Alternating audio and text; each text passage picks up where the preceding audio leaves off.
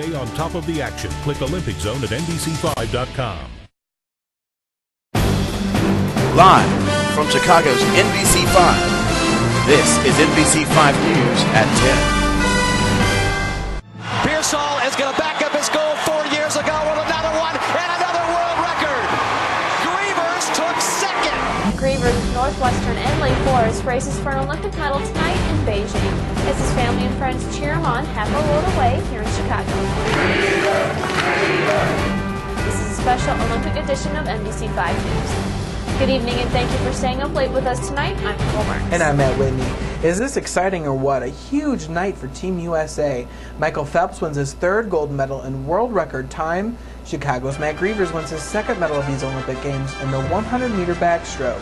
NBC5's Leanne Gregg joins us live now from Beijing. Leanne? In the pool within 20 minutes, the U.S. won 3 gold butterfly. He's the world record holder in that event. From Beijing, I'm Leanne Gregg, NBC5 News. Leanne, thank you. Oh, what a night. Here in Chicago, some of Matt Grievers' family and friends gathered to watch him win that silver medal tonight in the 100-meter backstroke.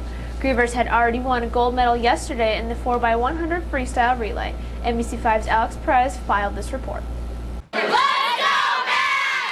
Alex Perez, NBC5 News.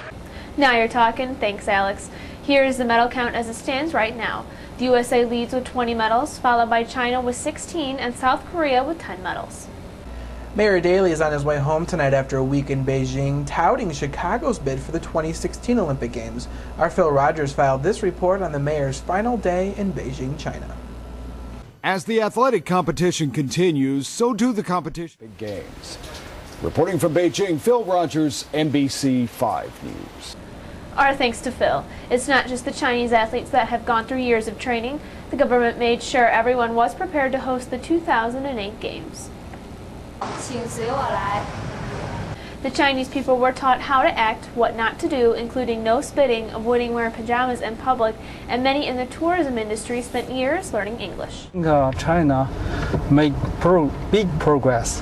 So as a Chinese, I'm very proud. The cab driver learned English through a special radio station that was set up by the Chinese government. All the Olympic information you need is right at your fingertips at NBC5.com. Just log on and enter the Olympic Zone. You get breaking news, medal results, live video, and slideshows from the Games, updates on local athletes, and complete TV listings. You can also sign up for email and text message updates. For all things Olympic, just log on to NBC5.com and click on the Olympic Zone. Still ahead tonight as the news continues, a personal scare for an Olympic star. Kerry Walsh loses something special during a volleyball match, but organizers did to get it back. Then shocking new figures about violent crime here in Chicago. And the Russian army is on the move in Georgia. Coming up, Chicagoans fearful for the lives of loved ones in the middle of that war. NBC5 local news coverage of the 2008 Beijing Summer Olympics is brought to you in part by Bank of America, official sponsor of the U.S. Olympic team, and by Honda. Great cars, great deals, little time. The 2008 Honda clearance is here. You're watching NBC5 News at 10 with Matt Whitney, Nicole Marks, and meteorologist Jay Kiner. This is NBC5 News at 10.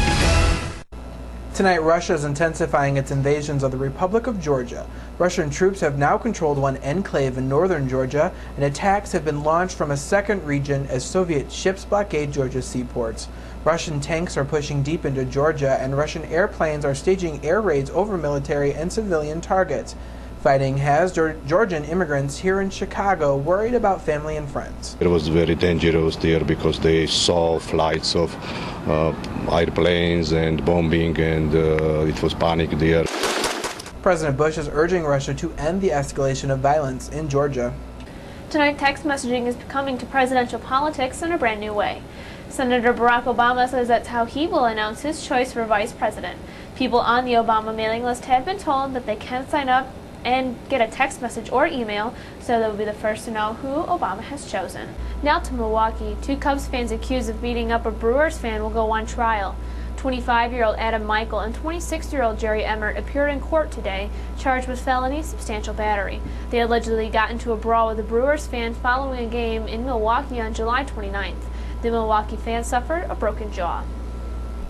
Here in Chicago, the police department released its new crime statistics showing a big jump in the murder rate. Homicides have gone up 18% so far this year.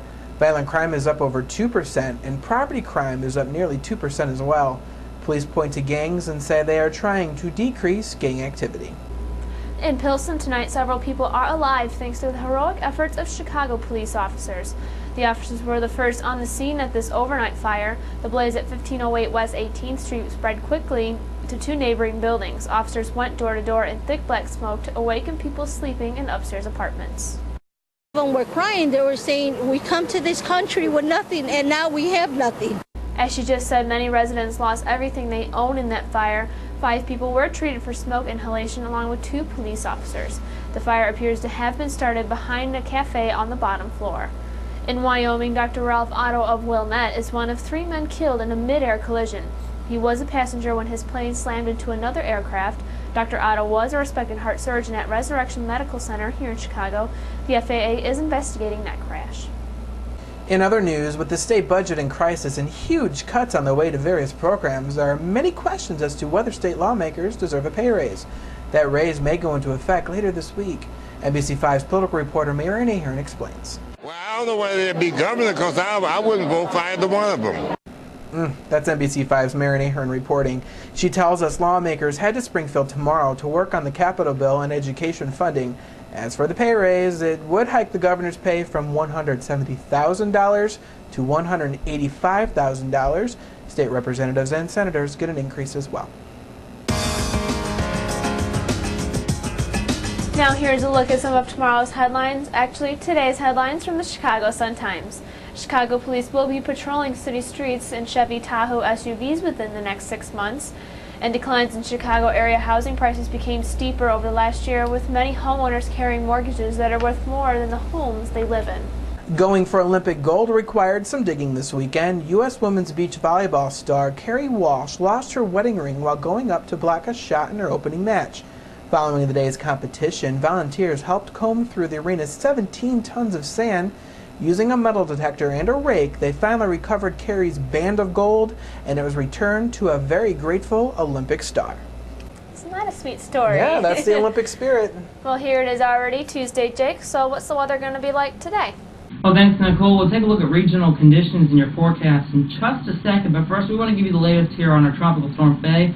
Moving through Florida this hour, just made landfall in the Florida Keys, and we saw some very heavy rain here, as well as some gusty winds as it continues to push towards the Florida Peninsula here, and it has the possibility of making landfall a second time somewhere close to Fort Myers, and we'll show you that in just a second, the projected path. Again, some very heavy rain bands moved through Miami today. We've already picked up well over 2.5 inches so far, and more is to come. Currently 81 degrees at Wheeler High School with calm winds, and it's currently 79 in Benton Harbor. And as we move into northeastern portions of Illinois, it's 82 right now at O'Hare, 83 at Midway, and 80 right now in Aurora, Illinois. So let's take a look at the radar and satellite composite here. Our jet stream is far into Canada, so it's bringing in some moisture here. You can see that here in Texas and Oklahoma, and that is the rain that will be impacting us sometime early this weekend. We'll show you that in just a minute.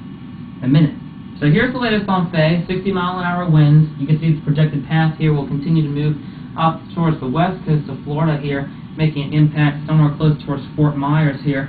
It is moving right now off towards the north-northwest at 12 miles per hour and has winds of 60 miles per hour, and strengthening is still possible here, so please keep that in mind. So here's your 5-day stormcast forecast. You can see that rain will slowly etch its way towards the Chicago metro area, but still staying clear to partly cloudy for your Wednesday. And then as we go into Thursday afternoon, the possibility of a few showers here later in the day here, and a few scattered thunderstorms as well, possible for your Friday and early Saturday as well. And then look at that, relief is on the way. That high pressure will be moving into the region, and sunshine for your early portions of next week. So for tonight, it will be 62 degrees with clear skies. It's 83 tomorrow. It's your forecast high in Chicago. More blazing heat across the desert southwest, so keep that in mind if you're traveling out there. 62 tonight, 83 for tomorrow here. And as we take a look at your 5-day forecast, 83 for tomorrow, 84 on Wednesday. And as we go into Saturday, 87 degrees with a chance for thunderstorms. Okay, cool?